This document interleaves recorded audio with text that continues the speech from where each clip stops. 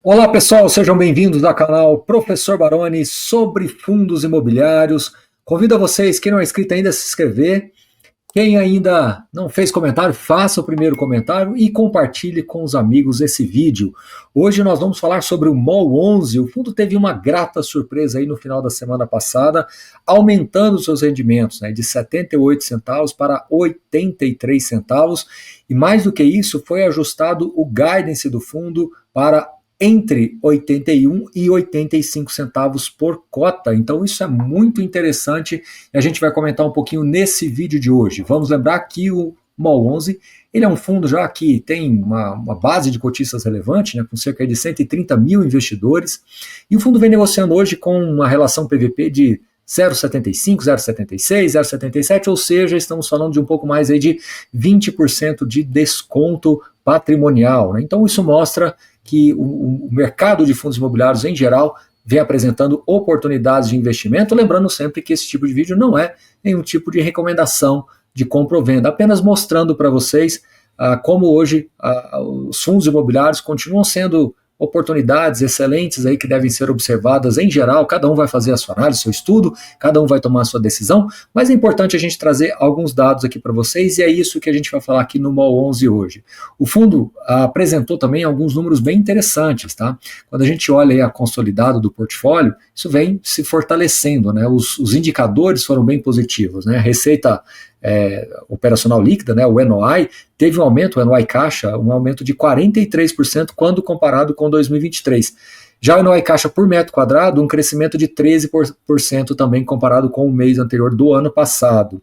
As vendas, olha só, as vendas tiveram um crescimento de 44%, referente ao mesmo mês do ano passado, e também as vendas totais, vendas totais por metro quadrado, um crescimento de 14%. Então isso reforça que o portfólio aí segue saudável. Aliás, o ano passado ele foi bem curioso para o setor de shopping centers. Nós tivemos muita sazonalidade, mudanças de expectativas, mas conseguimos aí, em geral, fechar o ano bem. Inclusive, um outro indicador muito importante para shoppings é a vacância. E a vacância do MOL 11 também reduziu. Então, ele vinha aí com uma taxa de ocupação de 95%, subiu para 96%, ou seja, uma vacância estrutural hoje de 4%, nos parece um número muito bom, aí até abaixo da média geral dos shopping centers no Brasil, tá bom? O fundo, no último mês, no fechamento ali de dezembro, ele teve um resultado de 82 centavos e a distribuição de 78, isso com base nos números de dezembro. Os números de janeiro a gente ainda vai ver no próximo relatório gerencial. O que a gente pôde ver é realmente um aumento aí no anúncio da distribuição, mas o importante também é que as reservas acumuladas somam 18 centavos, E muito possivelmente a gente deve ter alguns meses interessantes aí, com base na leitura de novembro, dezembro, janeiro. Pode ser que depois caia um pouquinho, é normal, é esperado isso, mas as reservas acumuladas foram suficientes para que a gestão do fundo, a Genial, ela reafirmasse aí um guidance para o primeiro semestre, como eu falei no início do vídeo, entre 81 e 85 centavos por cota. Outra informação importante, que sempre as pessoas nos perguntam, é sobre os ativos. Será que realmente você tem uma proteção assim dos fundos, principalmente os de tijolos? Em geral, sim. Claro que nós estamos no momento em que a taxa de juros altas faz com que a reavaliação patrimonial fique prejudicada pela taxa de desconto. Uma vez utilizado o método de fluxo de caixa descontado, usa-se uma taxa de desconto e com os juros altos essa taxa tende a mitigar o crescimento aí patrimonial. Mesmo assim, o MOL 11 teve uma reavaliação patrimonial positiva de 2,9% nos seus ativos. Quando consolida no PL como um todo, o VP como um todo, que envolve recursos financeiros, tudo, o crescimento do VP foi de 2,7%. Como eu falei para vocês, o fundo negociando aí perto de 25% de desconto patrimonial, tá bom? Outra questão importante também, que inclusive nós falamos nas últimas semanas, até mais um pouquinho para trás, nós falamos no meu canal aqui sobre a aquisição do Shopping Rio Anil, e o relatório gerencial reafirmou então esta aquisição.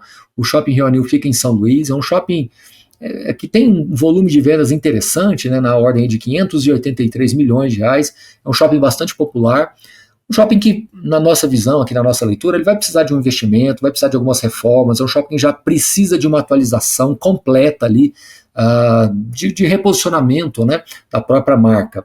a nossa leitura é que a Genial, aí, em parceria com a Alus, né, que foi a vendedora, deve fazer com que isso ocorra aí ao longo desses próximos meses, então algo que a gente vai acompanhar pelos relatórios iniciais. A estrutura de aquisição, né, o fundo adquiriu 45% do shopping Rio Anil, que fica em São Luís do Maranhão. A estrutura de aquisição, né, de 172,23 milhões de reais, foi 121 milhões e 12 através de troca de cotas da emissão do fundo.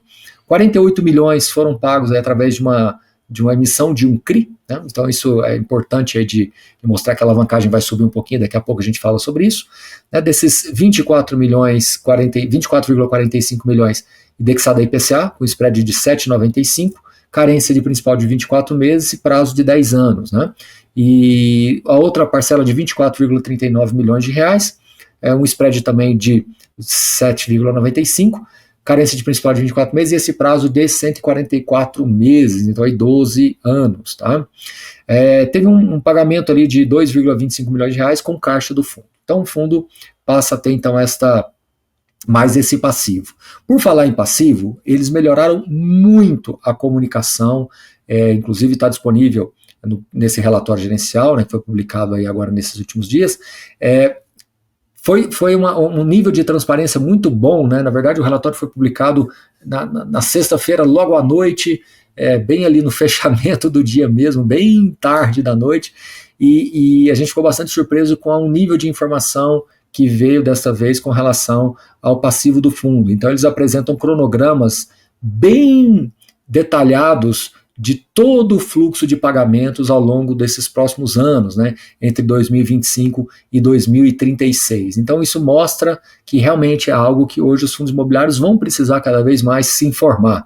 Então mostra as despesas financeiras, que vão girar em torno de quase 12 milhões por ano, né, agora em 2025. Lembrando que as despesas financeiras são pagas através do recebimento dos próprios aluguéis, né, das remessas dos shoppings. Então isso está equacionado com pagamento de cerca de R$1 milhão de despesa financeira na média, né, considerando todas as séries ali que o fundo tem hoje em seu passivo. Né.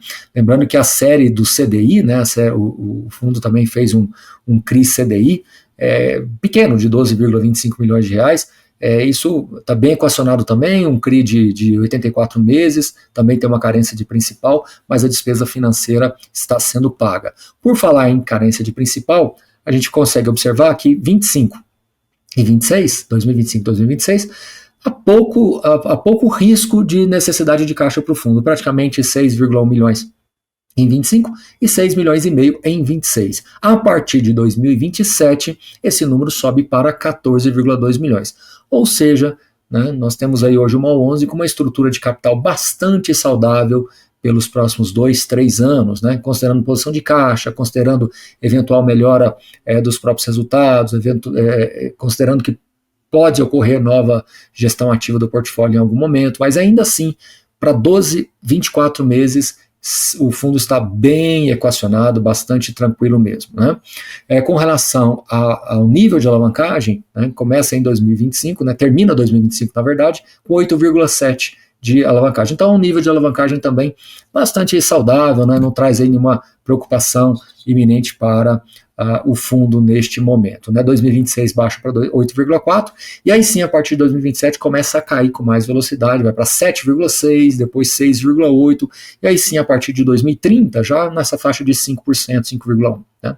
Então, uma outra coisa que eu queria falar, que até remete ao guidance, e que tem a ver com essa questão da alavancagem, é que o fundo tinha um CRI, que veio, né, daquela operação daqueles 2 shoppings no Rio de Janeiro que foram comprados, né, integralizados através de um fundo imobiliário que detinha participação nesses 2 shoppings no Rio, e o fundo tinha um passivo ali, e o fundo, que é só para lembrar, os 2 ativos, né, o Rio 2 e o Península, né, Open Mall.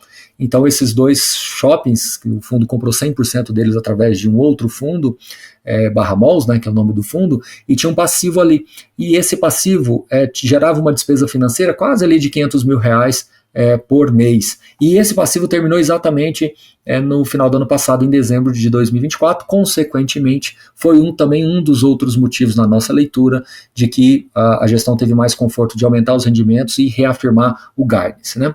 Então, o fundo hoje tem 15 shoppings, considerando aí uma um nível de necessidade de caixa para eles para 2025, espera-se aí 93 milhões no total, e se considerar o que é de necessidade para o MOL 11, cerca de 23,8 milhões de reais. Então, veja que se nós somarmos, né, a necessidade de caixa do fundo, nós vamos ter um composto, né, de 6 milhões mais 23, então vamos arredondar para cerca de 30 milhões de reais. Né. O último informe mensal, lembrando que ele é com base no fechamento de dezembro, então ele precisa de uma atualização, o caixa era de 65 milhões de reais. Né. Tem posições em fundos imobiliários também, claro que boa parte delas aí com prejuízo contábil, como de se esperar, né? A maioria dos fundos que compraram cotas de outros fundos tem esse prejuízo contábil, mas, enfim, é algo que também tem uma certa liquidez. Né? Mas eu acho que o mais importante é de dizer que o fundo tem uma posição líquida em caixa que é bastante suficiente para o que é orçado aí, que é 23, quase 24 milhões de reais de shoppings, que é o mais importante na nossa visão, porque mostra exatamente essa posição aí, né, de tudo que é aquilo que está gerando de necessidades, né? Então, até o texto é bem claro com relação a isso, né? Os investimentos orçados, CAPEX, allowance estimados dos shoppings investidos correspondem, respectivamente, aos montantes de 164,9 milhões e 23,8 milhões para a participação do MOL 11 no ano de 2025. E tem um quadro bastante claro sobre isso, vale vocês conferirem até para entender, né? Tanto do orçado, do NOI orçado de 164, quanto dos investimentos previstos, tá bom? Então isso é muito importante para a gente sempre ter. Inclusive, sugiro que outros fundos de shoppings também tenham, alguns deles colocam essas informações ao longo ali do texto, ou talvez falam de um ativo aqui, outro ali, mas trazer isso de maneira consolidada, de fato, nos dá ainda mais segurança das necessidades de caixa do fundo, né? O MOL 11 continua tendo aí uma posição mais relevante aí no Rio de Janeiro, né? Principalmente no Madureira Shopping. O fundo também o ativo vem passando por algumas adaptações, né? Teve o seu pior momento, agora já começou a retomar os seus resultados, né? Mas ainda assim é sempre importante acompanhar o desenrolar aí da evolução dos números, né? Então, como eu disse para vocês, a vacância hoje nos dá mais conforto, né? De ter essa referência dentro do aspecto relacionado aos fundos, ao MOL 11, ao portfólio do MOL 11, então vai fazer com que a gente tenha sempre esse acompanhamento, né? Pessoal, olha, a questão de inadimplência também é uma questão importante, a inadimplência inclusive negativa, né, em dezembro, mostrando que o fundo vem conseguindo recuperar aquilo que estava em atraso, né? Em janeiro e fevereiro, historicamente, tem um pouco mais de inadimplência, porque é normal isso acontecer, depois do Natal ali, alguns lojistas acabam tendo um pouco mais de dificuldade, alguns entregam lojas, então pode aumentar um pouquinho a vacância também, isso é perfeitamente normal e esperado até, tá? Queria também reforçar com vocês uma informação importante, no sentido de que hoje o MOL 11, ele carrega uma taxa de administração bastante atrativa, né? Como a gente compara com os pares, que é de 0,5%. Então isso faz com que o fundo também tenha uma despesa recorrente mais baixa do que os pares, via de regra, possuem, tá bom? Pessoal, então é isso, quero mais uma vez aí agradecer a todos vocês, convidá-los, quem não é inscrito, se inscrever, compartilhar com os amigos, deixar seu comentário e curtir o vídeo também. Então a gente se vê no próximo, espero que vocês tenham gostado aí de conhecer um pouquinho mais o MOL 11 e ver essas atualizações, principalmente com relação às rendas, né, que estão aí previstas para esse primeiro semestre. E no mais, um grande abraço a todos vocês e até a próxima. Valeu, turma. Obrigado.